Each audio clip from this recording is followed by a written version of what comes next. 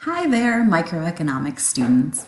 I just wanted to take a few minutes to discuss the first discussion board assignment.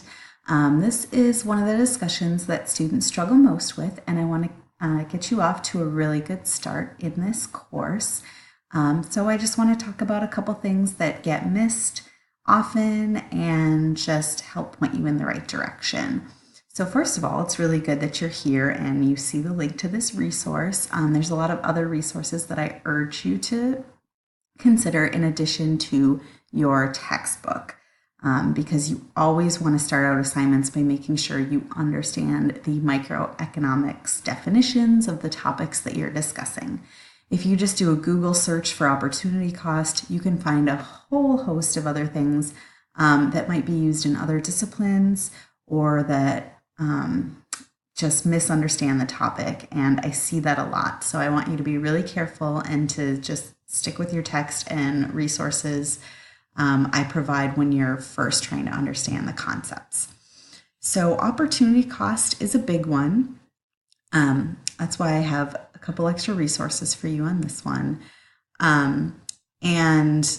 Well, first of all, it's an introductory board, so you want to just introduce yourself, anything you want me to know about you or share that will help me help you as the term goes on. And then you want to make sure not to forget to address everything that the discussion prompt asks for.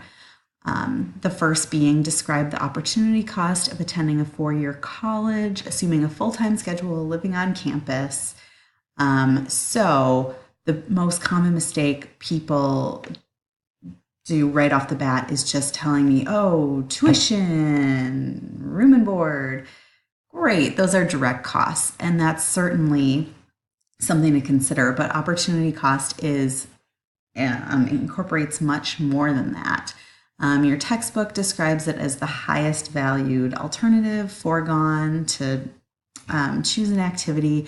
But really, it is what you give up in order to attend school. And the highest value can trip people up because it's not everything you give up. It's your next best choice. So, I mean, you could have 5,000 options to do, but what was the next best alternative? So not only do you give up that tuition money and other costs, but you're also giving up whatever else you would have been doing instead, that highest value. So not everything you could have been doing, just that next best alternative that you would have done and what you miss out by not doing that. And there could be multiple costs for that, but what was your next best option and what are the costs associated with that? So you want to make sure you apply that to the scenario here.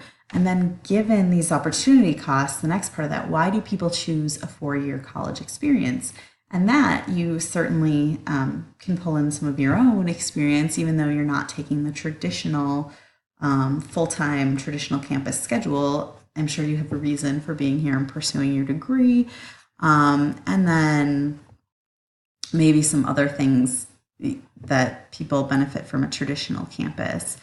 And then again, another part of the prompt, make sure not to leave this out, is in your own life, what are the trade-offs you face when choosing online classes versus traditional face-to-face classes?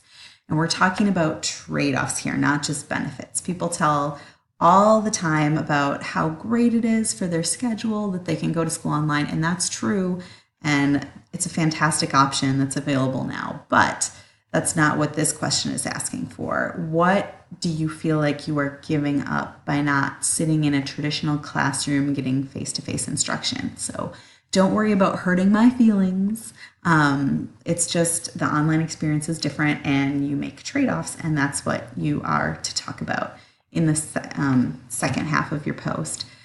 And then this initial post, so you have to have that done by Thursday to get full credit. You can have it done up to Sunday for a deduction of points. However, if it is not submitted by Sunday, discussion board work cannot be turned in late and you will automatically receive a score of 0. The other thing too, because this is week 1, you do need to complete an assignment in week 1 to stay enrolled in the class also. So you just want to make sure you get this done. Preferably get it in by Thursday so you don't have to lose any of those on time points. And then you also need to do 2 peer response posts. So this is separate from your initial post. You have to respond to 2 of your peers by Sunday. And there are some guidelines here for that too. A good peer response post isn't just going to say, oh, I agree, nice to meet you. That's not what we're looking for here. It says in your response post to your peers, comment on trade-offs made by your peers and contribute other costs and trade-offs that might be possible. Additionally, discuss why trade-offs differ among individuals, giving concrete explanation. So for full credit on your response posts, you need to do that. So it'll be a detailed answer. So don't miss out on that. There is another option. I do often like to start kind of an additional thread in most discussions. And for one of your peer responses, you can choose to respond to these extra threads I start. So you'll see another opportunity cost scenario to consider. I might post something like this where there's an extra article and I'll ask a couple questions and you can comment on that. And that can count for one of your peer response posts, but I still do want you to do one full response to your peers that follows the assignment guidelines. And a lot of times I will come back and respond to your initial post with maybe some follow-ups in case you missed something, or I want you to dig a little deeper for full credit. And in that case, I invite you to respond to that and address, and you can earn some extra points that you might have lost by missing an answer, but that does not count as one of your response posts, just as a follow-up to your initial post.